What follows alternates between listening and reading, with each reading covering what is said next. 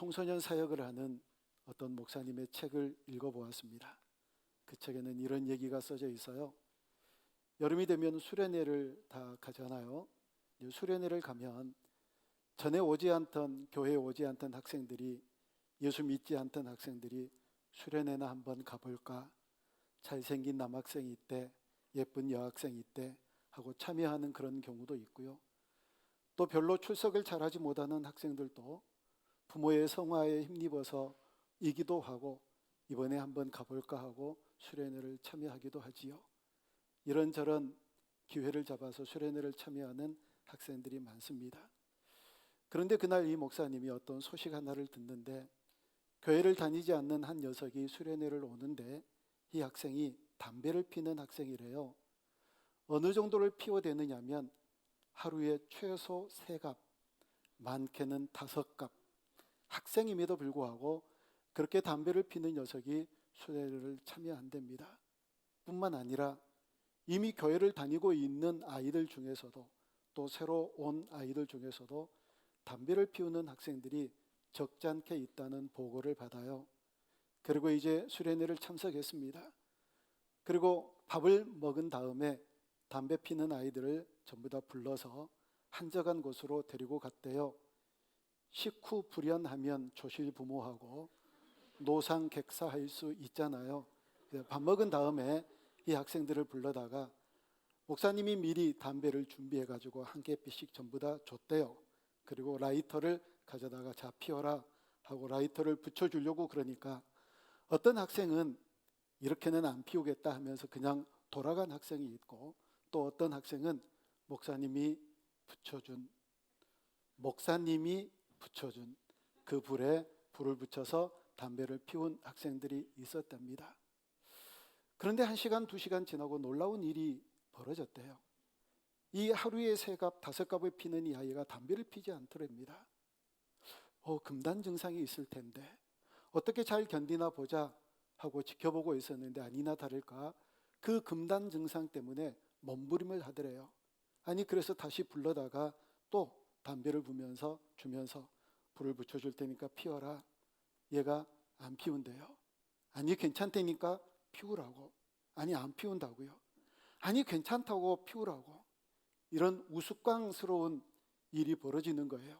그러니까 목사님은 자꾸 피우라고 그러고 학생은 자꾸 안 피운다고 그러고 하는 이런 일이 벌어졌는데, 이 학생을 믿음이 좋은 신앙생활을 잘하는 학생들에게 붙여서 저 아이를 위해서 기도를 해줘라, 저를 위로해줘라 이렇게 얘기하고 그 학생을 위해서 기도를 해줬더니 놀랍게도 금단 증상도 사라지고 담배를 끊었답니다.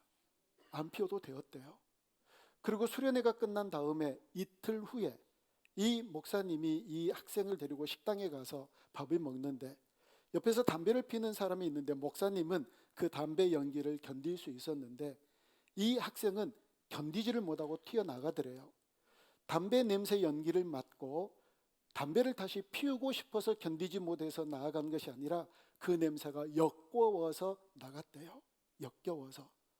바로 며칠 전까지 그렇게 피워댔던 녀석이 하나님께서 끊게 해주시니까 그렇게 끊었다는 얘기를 하면서 그 얘기를 들려주면서 주시는 메시지가 뭐냐면, 믿음이란 이렇게 변하는 것이다.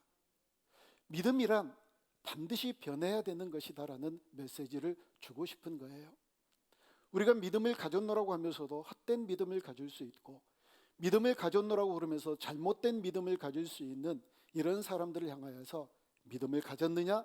만약에 우리가 믿음을 가졌다면 이렇게 변화되는 것이다 라는 메시지를 주는 거예요.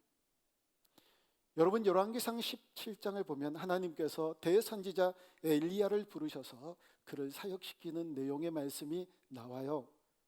이 엘리야가 하나님께 부름받아서 하는 사역이 그 절대 권력을 가졌던 이 아합 왕에게 가서 그 나라를 저주하는 메시지를 전파하는 겁니다. 비가 오지 않을 것입니다. 이슬도 내리지 않을 것입니다. 그렇게 아합에게 저주를 선포했으면 이제 아합이 가만히 있겠어요? 그래서 하나님은 엘리야를 그릿 시냇가로 도망가라고 그러세요. 왜 하나님은 그러셨을까요? 그렇게 담대하게 당당하게 선포하게 하셨으면 더 어떤 도전이 오더라도 아합과 싸워서 이길 수 있는 더 큰 능력 엘리야에게 허락해 주셔야 되잖아요. 그런데 그리 시냇가로 숨을 해요. 그래서 도망갔어요. 그랬는데 거기에서 까마귀를 통하여서 아침 저녁으로 떡과 고기를 제공해 줍니다. 여러분 레위기 11장에 보면 이 까마귀는 가증스러운 새다. 그리고 이 까마귀 고기는 먹지 말라고 얘기했거든요. 그러니까 일괄적으로 이 까마귀는 아주 부정하고 가증스러운 새다라고 또 그렇게 얘기를 하면 안 되겠더라고요. 여기저기서 까마귀를 통하여서 일하시는 여러 가지 많은 모습들이 성경에 기록되어져 있거든요. 그러나 일단 율법에서는 이 까마귀는 가증스러운 새다, 이 까마귀 고기는 먹지 말라 그러셨는데 하필 그 율법을 알고 있을 만한 이 엘리야에게 까마귀를 통하여서 떡과 고기를 보내주시면 여러분 같으면 그거 먹겠어요? 이렇게 가증한 새가 보내주는 떡인데 그거 안 먹을 수 있거든요. 근데 엘리야는 그리 시냇가로 도망가라고 그럴 때 도망가고 까마귀를 통하여서 떡과 고기를 공급해 줄 때 그것을 먹어요. 여러분 이유는 단 한 가지밖에 없습니다. 하나님을 믿으니까요. 자기를 부르신 하나님을 온전히 따르니까요. 그 하나님께서 하라고 하신 거면 뭔가 이유가 있겠다라고 생각하고 믿음으로 순종하는 사람이 바로 엘리야였거든요. 근데 이 엘리야가 뭘 선포했다고 그랬죠? 비가 오지 않을 겁니다. 이슬도 내리지 않을 겁니다. 아니 그러니까 거기서 까마귀가 물어준 떡과 고기를 먹고 살면서 그리고 그리 시냇가에 흐르는 물을 마시며 살면서 그리 시냇가 물 마르겠지요. 그러니까 더 살 수가 없는 거예요. 이때 하나님께서 사르밧 과부에게로 도망가라고 말씀하세요. 거기로 피하라고 말씀하시는데 왜 또 하나님은 사르밧 과부에게로 가라고 하실까요? 아니 좀 넉넉하고 좀 잘 사는 사람에게로 몸을 피해라 그렇게 얘기하면 얼마나 좋았겠습니까? 그런데 사르밧 과부에게로 가라고 하세요. 그러면서 이렇게 말씀하십니다. 열왕기상 17장 9절 말씀입니다. 같이 읽습니다. 시작. 너는 일어나 시돈에 속한 사르밧으로 가서 거기 머물라. 내가 그곳 과부에게 명령하여 내게 음식을 주게 하였느니라. 아멘. 여러분이 과부가 어떤 과부였는지 아시잖아요. 밀가루 한 움큼이 이제 남았어요. 이건 마지막으로 떡을 만들어 가지고 마지막으로 자기와 함께 있는 아들과 먹고 이제 죽자. 이게 마지막이니까 더 먹을 게 없다. 이것으로 끝이다. 이렇게 얘기하고 그걸 먹고 죽으려고 했던 과부예요. 과부가 믿음이 좋아서 엘리야가 나에게 떡 좀 달라 그러니까 주었나요? 아니요. 하나님이 과부에게 그렇게 명령하셨거든요. 하나님이 과부로 하여금 그 떡을 주도록 만드셨어요. 왜 하나님은 이렇게 비상식적으로 일을 하실까요? 여러분 왜 하나님은 비현실적으로 일을 하실까요? 왜 하나님은 이렇게 합리적으로 일을 하시지 않으실까요? 이유가 딱 한 가지 있어요. 그럼에도 불구하고 하나님을 믿게 하기 위해서요. 그 영혼이 구원을 얻는 믿음을 갖게 하기 위해서요. 여러분 많은 믿음이 있을 수 있거든요. 헛된 믿음, 잘못된 믿음이면 안 되니까 우리의 영혼이 구원에 이르게 하는 믿음을 갖게 하기 위해서 비현실적이어도 비합리적이어도 상식적이지 못해도 하나님의 말씀을 믿고 따르게 하기 위해서요. 따라야지요. 여러분 이 믿음에 관하여서 오늘 함께 말씀을 나누기를 원합니다. 여러분 예수 믿는 사람들 말고 예수 믿지 않는 사람들이 헛되고 잘못된 믿음 가질 수 있거든요. 그들은 어떤 믿음을 갖느냐면 아무나 믿지 뭐, 어디에서나 믿지 뭐, 누구나 믿지 이런 생각들을 가지고 있거든요. 아무나 믿겠다, 누구나 믿겠다 이건 믿는 게 아니에요. 아무나 믿고 누구나 믿는다. 이건 믿는 게 아닌 것과 똑같은 거거든요. 또 어떤 사람들은 내가 잘 믿으면 되지 내가 잘 믿을 거야 정신 똑바로 차리고 잘 믿으면 되지 않겠나. 여러분 내가 믿는다는 건 그건 교만이에요. 구원은요 받는 거예요. 받는 거란 뭐지요? 아니 누군가 주는 사람이 있어야 되잖아요. 그래서 구원은 하나님께서 선물로 주시는 거예요. 얻는다는 개념도 그래요. 구원을 얻는다라고 얘기를 할 때 얻다라고 하는 한글의 개념, 이 단어의 개념은 내게 있지 않는 것인데 누가 주기 때문에 그걸 내가 얻는 거예요. 구원은요, 내가 믿음은 내가 잘 믿어서 내가 잘 믿어야 되겠다, 그래서 구원을 얻는 그런 게 아니에요. 믿음도 구원도 하나님께서 우리에게 주신, 값 없이 주신 선물인 줄 믿습니다. 이게 바로 믿음이고 이게 바로 구원이에요, 여러분. 그런데 사람들이 그렇게 얘기를 해요. 그래서 많은 사람들이 자기들을 구원해 줄 신들을 얼마나 많이 만드는데요. 아니, 세상에 신을 만들어요. 신을 뚝딱뚝딱 만들어요. 나무를 조각해서 만들기도 하고 돌을 다듬어서 만들기도 하고, 그래서 그것들을 가지고 나를 구원해 주소서 이렇게 얘기를 하는 인생들이 많대요. 제 얘기 아니에요, 여러분. 성경에 그렇게 써져 있어요. 말도 못하고 걸어다니지도 못하고 아무것도 못하는 이런 신들을 만들어서 섬기는 사람들이 너무너무 많다라고 그렇게 얘기를 하고 있거든요. 그렇게 자기들이 섬길 신을 만들어요. 예를 들면 총알이 하나밖에 없는 사람이 뒤를 쫓아와요. 계속 가라. 근데 막 도망가요. 그리고 이 도망가는 사람이 돌뿌리에 걸리는 그 순간과 뒤에서 쫓아오는 사람이 방아쇠를 당기는 순간이 똑같이 일치를 해요. 살았을까요? 죽었을까요? 살았지요. 돌뿌리에 걸려 넘어진 통에. 자, 누가 이 사람을 구원했을까요? 돌뿌리가.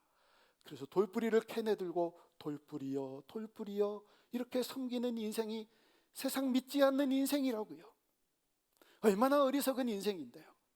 그렇게 자기들의 입맛에 맞는, 자기의 정서에 맞는, 자기 말을 잘 듣는, 자기 마음에 딱 맞는 자기의 신을 만들어서 섬기는 인생들이 얼마나 많은데요. 그래서 그걸 믿음이라고 갖고 있어요. 여러분, 얼마나 어리석은가요? 근데 예수 믿는 사람은 이런 어리석은 믿음 갖고 있지 않을까요? 예수 믿는 사람들은요, 믿는 사람대로 어리석고 헛되고 잘못된 믿음을 가지고 있더라고요. 그게 어떤 믿음인지 아세요? 나 모태신앙이야. 그러니까 나는 구원받을 수 있어. 그런 믿음을 굳게 갖고 있어요. 내가 모태신앙이기 때문에 나는 구원받을 수 있다라고 하는 믿음이요. 나 주일 성수 잘해. 그러니까 나는 구원받을 수 있다는 믿음. 나 11조 안 까먹고 잘 드렸어. 여기저기서 교회에 헌신하고 봉사하고 얼마나 내가 열심으로 신앙생활을 했는데, 그래서 나는 구원받을 수 있어 라고 하는 이 믿음, 이게 헛된 믿음인 거 아세요? 이게 잘못된 믿음이라고요. 믿음은 선물로 주신 거고 구원도 선물로 주실 뿐만 아니라 이 모든 믿음과 구원은 우리의 어떤 것 때문이 아닌 줄로 믿습니다. 값없이 주시는 하나님의 선물입니다. 우리가 무엇을 해서가 아니라, 우리가 무엇이 돼서가 아니라, 아무것도 한 것 없지만, 아무것도 된 것이 없지만 하나님이 값없이 무조건적으로 우리에게 주신 선물이 바로 믿음이고 구원인 줄로 믿습니다. 근데 그런 잘못된 믿음을 가지고 있는 믿는 사람들 가운데도 있다고요. 우리 가운데도 그런 사람들이 있을 수 있다는 겁니다. 어떤 행위로, 무엇인가로 구원받을 수 있는 것 아니거든요. 그런데 그런 잘못된 믿음, 헛된 믿음 가지고 있으면 안 되잖아요. 여러분, 우리에게 문제는요, 믿음이 있느냐 없느냐 이게 문제가 아니더라고요. 아니, 믿음이 눈꼽만큼도 없는 분들이 여기에 나오셨겠어요? 그러지 않을 거 아니에요. 그래도 어떻게 해서든지 조그만한 믿음이라도 있으니까 여기에 나오셨겠죠. 그러니까 믿음이 있느냐 없느냐 이게 문제가 아니라 잘된 믿음이냐 잘못된 믿음이냐 이게 문제라고요. 믿음에는 여러 부분의 믿음이 있어요. 진짜 믿음이냐 가짜 믿음이냐, 굳센 믿음이냐 약한 믿음이냐, 믿음이 죽어 있느냐 살아 있느냐, 그 믿음이 진짜냐 가짜냐, 나를 움직이는 믿음이냐 나를 움직이지 못하는 믿음이냐, 여러 많은 믿음의 종류가 있지만 여러분, 오늘은 두 가지를 함께 생각해 보려고 합니다. 첫째는요, 우리의 믿음이 큰 믿음이냐 작은 믿음이냐. 왜냐하면 그걸 성경에서 우리에게 가르쳐 주니까요. 그거 한번 생각해 보자고요. 여러분들의 믿음은 큰 믿음이세요? 아니면 작은 믿음이세요? 작은 믿음에 관해서 성경에서 나온 얘기가 있어요. 예수님께서 무리들에게 이렇게 말씀하십니다. 제자들을 가르치세요. 너희들이 무엇을 먹을까, 무엇을 마실까, 무엇을 입을까 염려하지 말라.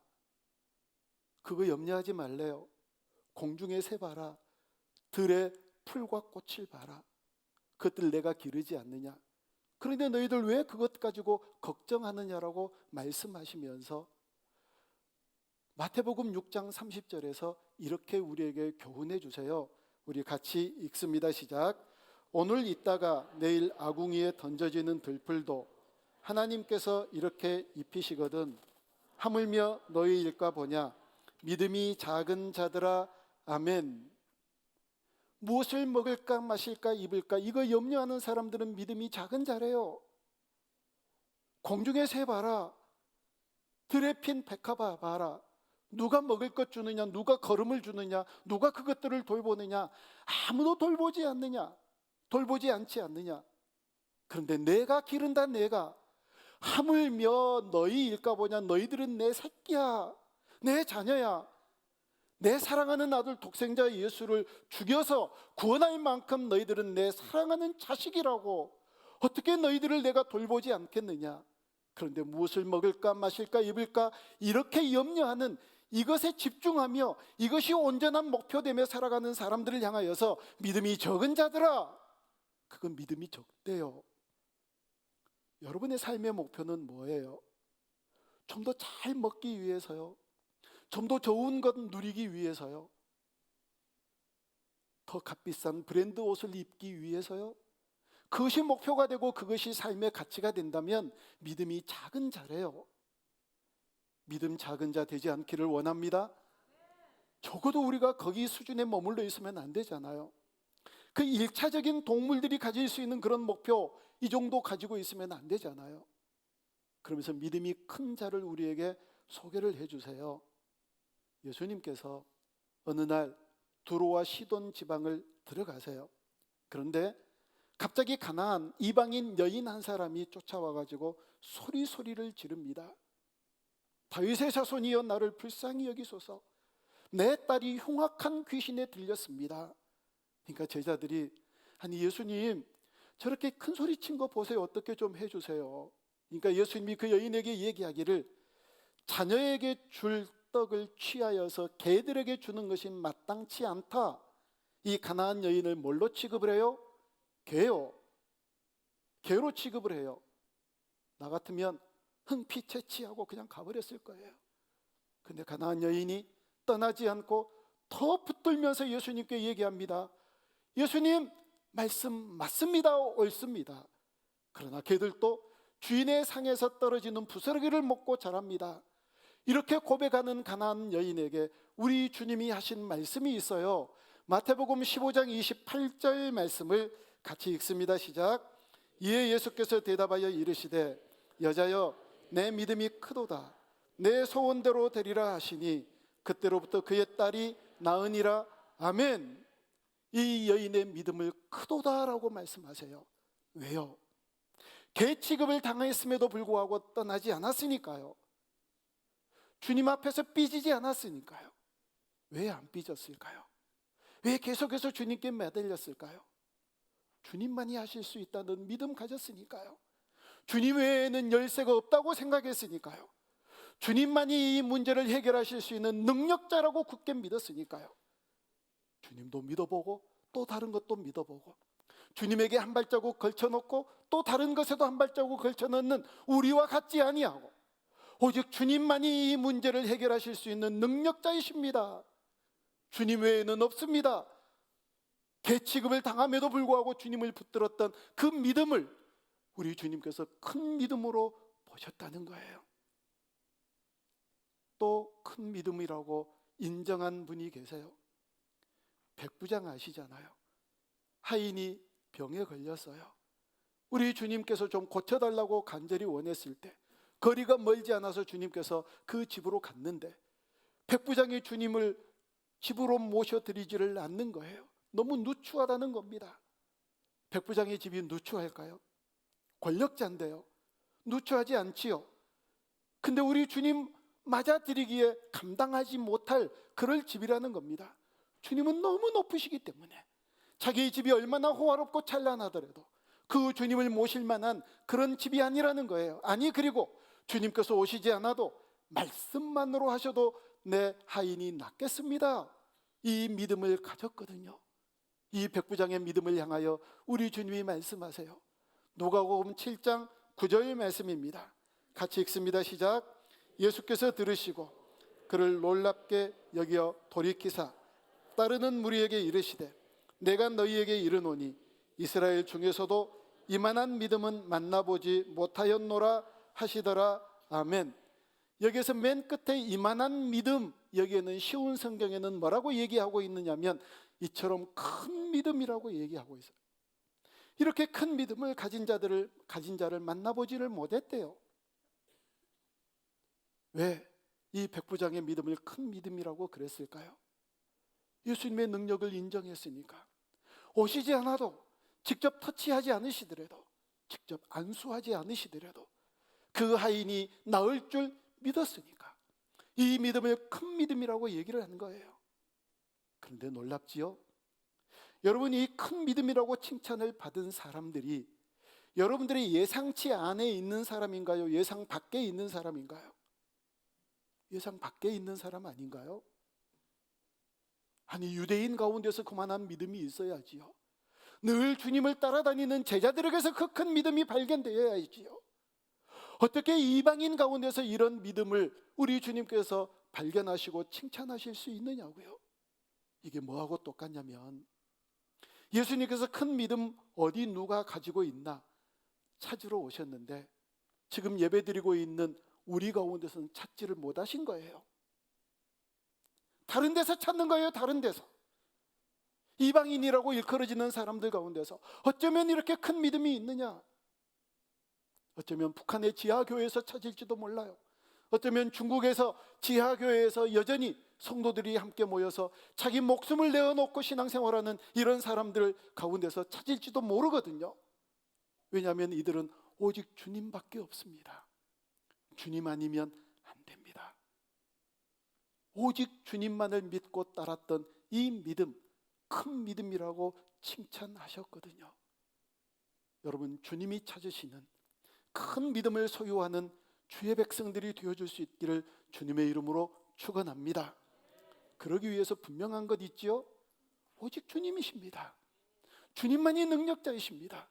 주님만이 나의 주님이십니다. 세상에 어떠한 귀한 보배하고도 바꿀 수 없는 존귀하신 주님이 나의 주님이십니다. 이 고백과 함께 큰 믿음으로 인정받는 우리 모두가 되어줄 수 있기를 주님의 이름으로 축복합니다. 두 번째는요, 우리의 믿음이 죽어 있는지 살아 있는지 점검해야 돼요. 여러분, 사실은 다 믿음이 있어요. 믿음이 있느냐 없느냐가 중요한 게 아니라 믿음이 죽어 있느냐 살아 있느냐가 중요해요. 믿음이 죽어 있다는 건 뭘까요? 믿음이 없는데 뭘 죽어요? 죽을 게 없는데 뭐가 죽어요? 죽었다는 건 뭘 얘기하지요? 믿음이 분명히 있는데 이게 움직이지 않고 행하지 않고 그냥 가만히 죽은 것처럼 있는 거예요. 이걸 죽은 믿음이라고 얘기하거든요. 왜 죽은 믿음이라고 얘기하는지 아세요? 움직이지 않으니까, 말로만 믿음을 얘기하니까, 머릿속에만 믿음을 갖고 있기 때문에 아무래도 움직이지 않고 반응하지 않으니까 예배 시간에도 우리의 마음이 동하지 않고 감동도 은혜도 없고 오늘 또 잘 예배 봤네, 본 거예요. 예배 봤다. 관중석에서 경기를 잘 보고 아무 일도 없이 헤어지는 것처럼 그렇게 흩어지는, 움직이지 않는 이런 믿음, 죄송하지만 죽은 믿음이라고 얘기하거든요. 야고보서에는 이런 믿음을 귀신과 같은 그런 믿음이라고 얘기해요. 우리 야고보서 2장 14절부터 19절인데요. 제가 읽어드려 볼게요.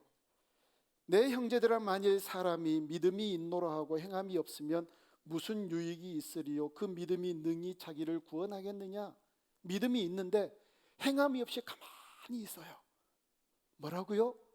죽은 믿음이라고요. 이 죽은 믿음이 어쩐다고요? 어떻게 우리를 구원할 수 있겠느냐는 거예요. 우리의 영혼이 구원에 이르는 믿음 가져야 되는데 그 믿음이 어떻게 우리를 구원할 수 있겠느냐? 움직이지 않는 믿음, 행함이 없는 믿음, 분명하게 얘기하잖아요. 15절에서 얘기합니다.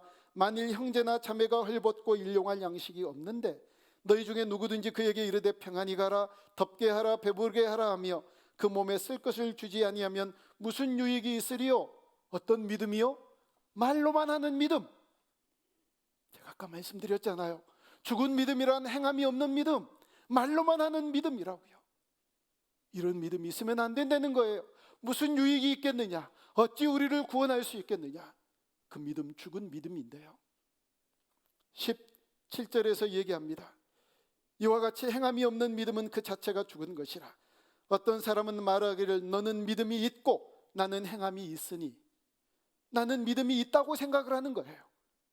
죽은 믿음을 가지고 있는 줄도 모르고 나는 믿음이 있다고 생각해요.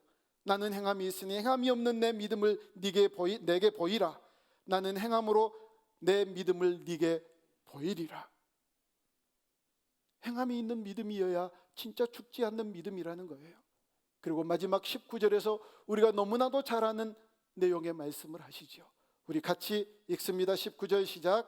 네가 하나님은 한 분인 줄 믿느냐? 잘하는도다. 귀신들도 믿고 떠느니라.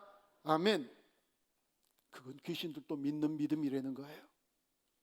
여러분, 우리가 갖는 믿음은 귀신들도 갖고 있는 믿음일까요? 아니면 어떻게 귀신들도 갖고 있는 믿음을 내가 가질 수 있느냐? 우리의 믿음은 그따위 믿음이 아니야. 우리의 믿음은 살아있는 믿음이야 라고 얘기하실 수 있으신가요? 살아있는 믿음은 소유할 수 있기를 주님의 이름으로 축원합니다. 그러려면은요, 우리 가운데 두 가지가 없어져야 돼요. 첫째는 옹이가 없어져야 돼요. 옹이. 여러분, 옹이가 뭔지 아시죠? 톱으로 켜지지 않는 거, 대패질도 잘 되지 않는 거, 꽉 이렇게 뭉쳐있는 이 옹이, 이게 없어져야 돼요. 이건 뭐냐면 나의 의예요. 나의 의, 내 옳음. 내가 세상에서 얼마나 잘 사는데, 내가 얼마나 정확한데. 대부분 그렇게 잘 사는 사람들이 그 의로 주님 앞에 온전히 나아가지를 못해요. 여러분, 성경은 우리에게 얘기해요. 우리가 가지고 있는 어떤 의도, 누더기 옷과 같다. 내가 잘한다고 생각하는 이것들조차도 그건 망할 길일 수 있다. 지금 제가 뭘 해요? 이거 내가 잘하고 있구나 스스로 생각하지요? 아니, 다른 사람들도 다 박수 쳐줘요. 목사님 정말 잘하고 계시네요. 목사님 그건 잘하는 일이에요. 이렇게 생각하는 그 일마저도 망할 길일 수 있다. 제 얘기 아니에요, 여러분. 성경에서 그렇게 기록하고 있다고요. 우리 어떤 의로 주님 앞에 나갈 수 있는데요. 여러분, 나의 의, 나의 모든 옳음들이 다 부서지야만 온전한 믿음 갖게 될 줄로 믿습니다. 이 옹이가 있으면 안 돼요. 이 옹이가 어떤 경우에는 자기의 컴플렉스를 감추기 위해서 자기의 의로 자리 잡고 있는 것이 있어요. 여러분에게 연약함이 뭔가요? 아니, 좀 못생겼으면 어때요? 대머리면 어때요? 좀 키가 작으면 어때요? 이게 저게 좀 연약하면 어떤가요? 성경 말씀 모르세요? 두 다리 멀쩡해서 지옥 들어가는 것보다 한 다리 없이 천국 들어가는 게 훨씬 낫다고요. 두 눈 똑바로 뜨고 지옥 들어가는 것보다 한쪽 눈 없이 천국 들어가는 게 훨씬 낫다고요. 도대체 뭐가 문제예요? 그런 컴플렉스를 그렇게 감추기 위해서 자기의 의로 똘똘 뭉치는 이런 사람들, 우리 주님 앞에 온전함으로 인정받지 못한다고요. 내가 그런 것으로 천국 갈 수 있을 거라고, 구원받을 수 있을 거라고 생각하는 내 모든 옹이가 사라져야 될 줄로 믿습니다. 아이들이 저를 가만히 이렇게 쳐다만 보고 있으면 저를 두려워요. 대부분 저를 가만히 쳐다보고 있는 애들이 뱉는 얘기가 뭐냐면 대머리다. 난 그런 애들만 보면 무서워 죽겠어요. 애들이 대머리를 대머리라고 부르는데 뭐라고 그러겠어요? 그러면 또 어때요? 뭐가 문제예요? 우리가 천국 갈 사람들인데요. 그 옹이가 사라져야 돼요. 또 하나 사라져야 될 것 있습니다. 굳은 살이요. 이 굳은 살은 뭘 의미하느냐면 내가 가지고 있는 전통, 내가 오랫동안 경험했던 그런 경험들. 7월 1일, 7월 첫 주 돼서 오늘 우리가 사도신경을 고백했습니다. 왜 더 온누리교회는 사도신경을 매주 고백하지 않습니까? 이제까지 나는 40년, 50년, 60년, 70년 동안 신앙생활하면서 매 주일날 예배 시작하기 전에 사도신경으로 고백했는데 왜 더 온누리교회는 이럽니까? 이단 아닙니까? 이단 아니에요. 왜 그러는지 아세요? 늘 사도신경을 고백하니까 이 고백이 얼마나 소중한 고백인지도 모른 채 주문처럼 외우고 말아요. 희소같이라는 게 있잖아요. 오랜만에 하면 이게 좋대요. 너무 정말 이 고백이 좋대요. 그래서 고백답게 고백하기 위해서 한 달에 한 번씩 하는 거예요. 주문처럼 하지 말라고요. 주기도문은요, 뭔가 마칠 때, 회집을 마칠 때, 헤어질 때, 예배를 마칠 때 하는 기도인가요? 아니에요. 주기도문은요, 이 세상에서 가장 귀한 기도가 주기도문이에요. 제가 몇 년 전에 새벽 기도를 다 마치고 기도하고 일어서서 막 가려고 그러는데 어떤 모자, 엄마하고 아이가 남자인지 여자인지 그건 잘 모르겠어요. 아이들 목소리는 그렇잖아요. 둘이 기도를 하기 시작했는데 주기도문을 하는 거예요. 하늘에 계신 우리 아버지요, 주기도문으로 기도하는구나 이렇게 생각을 했는데 약 20분 동안 계속 주기도문을 반복하는 거예요. 또 하고 또 하고 또 하고. 제가 얼마나 은혜가 됐는지 몰라요. 여러분, 주기도문이란 회의 마치고 하는 기도 아니에요. 예배 마치고 하는 기도가 아니라 제자들이 기도할 줄을 몰라서 어떻게 기도하면 좋을까요, 예수님? 이렇게 물었을 때 예수님께서 너희들이 정말 하나님 기뻐하시는 뜻 가운데서 기도하기를 원하느냐 하면서 가르쳐 주신 기도가 주기도문이에요. 여러분, 이 세상에서 가장 아름다운 기도가 주기도문인 줄로 믿습니다. 근데 주기도문 함으로 예배 시작하겠습니다 그러면 안 해요. 굳은 살이 벗겨가지고 이 모든 굳은 살이 제거돼야 우리 주님께서 주신 많은 은혜들을 누리며 우리의 믿음이 살아있는 믿음으로 변화되어질 줄로 믿습니다. 그렇게 변화되어야 되거든요. 여러분, 이 믿음 갖기 위해서 중요한 요소가 또 하나가 있는데 속도 아니에요. 방향이에요. 우리가 어떻게 신앙생활하느냐, 얼마나 빨리 신앙생활하느냐. 여러분, 열심히 신앙생활하고 열심히 훈련하고 딱 도착을 했는데 하나님께서 야, 여기 아니다. 그러면 어쩌시려고요? 너 잘못 왔다. 시간도 없는데 어쩌시려고요? 속도 아니에요. 방향이에요. 그러면 어떤 방향으로 우리가 달려가야 내 영혼이 구원에 이르는 그런 믿음을 가질 수 있을까요? 하나님 성품에 맞는 방향으로요. 공부도 지지리도 안 해놓고 주님, 시험 잘 보게 해주세요. 심는 대로 거두게 하시는 그 하나님의 성품과 맞지 않으면 하나님께서 우리의 기도 들어주시지 않으세요. 어떤 기도를 하나님 앞에 드리더라도 그 기도를 통하여서 하나님의 의가 선포되어지고 하나님의 영광이 선포되어지고 하늘의 뜻이 이 땅 가운데서 이루어지는 그런 합당한 기도할 때 땅에 떨어지지 아니하게 하시고 반드시 우리의 기도를 응답해 주실 줄 믿습니다. 하나님의 성품에 맞는 믿음을 가져야지요. 그 기도를 통하여 하나님의 의가 어떻게 선포될까요? 하나님의 뜻이 이 땅 가운데서 이루어지도록 하는 게 어떻게 하면 좋을까요? 세상에 나가서 하나님은 이렇게 의로우신 분이십니다 하고 외치면 될까요? 아니요. 우리가 의롭게 살아가는 거예요. 세상에서 삶에서 하나님의 뜻을 이루어 드리며 살아가는 거예요. 하나님이 기뻐하시는 뜻을 쫓아 살아가고 하나님이 원하시지 않는 길은 걸어가지 아니하며 하나님이 기뻐하시는 길을 걸어가며 생활 속에서 삶을 살아갈 때 우리의 삶을 통하여서 하나님의 의가 선포되어질 줄로 믿습니다. 우리의 뜻을 통하여 우리의 삶을 통하여 하나님의 뜻이 이 땅 가운데서 이루어질 줄로 믿습니다. 그냥 말로 선포하는 게 아니라 우리의 삶에서 그렇게 선포하는 인생 살아갈 때 온전한 믿음으로 살아가게 될 줄 믿습니다. 이제 마지막으로 오늘 본문 살펴봐야지요. 38절 우리 함께 다시 한번 같이 읽습니다. 시작. 나의 의인은 믿음으로 말미암아 살리라. 또한 뒤로 물러가면 내 마음이 그를 기뻐하지 아니하리라 하셨느니라. 아멘. 하박국 2장에 나온 말씀을 그대로 취해서 얘기하는 거예요. 의인은 믿음으로 말미암아 산다. 그런데 뒤로 물러가면 안 된다. 뒤로 물러가지 마세요, 여러분. 방학하다 오신 분 많으시죠? 이제 방학하지 마세요. 방학하지 마세요. 뒤로 물러가면 우리의 신앙이 그만큼 퇴보해요. 코로나 때문에 뒤로 물러가시나요? 코로나 때문에 교회 나오지 않고 집에서 예배를 드리시는 분들을 향하여서 얘기하는 것 아니에요. 아니, 어떤 집사님이 그렇게 고백을 하시더라고요.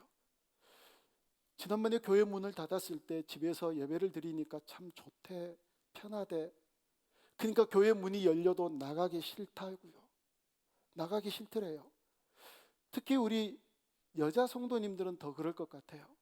교회 안 나오면 일단 미술을 안 하잖아요. 얼마나 편해요.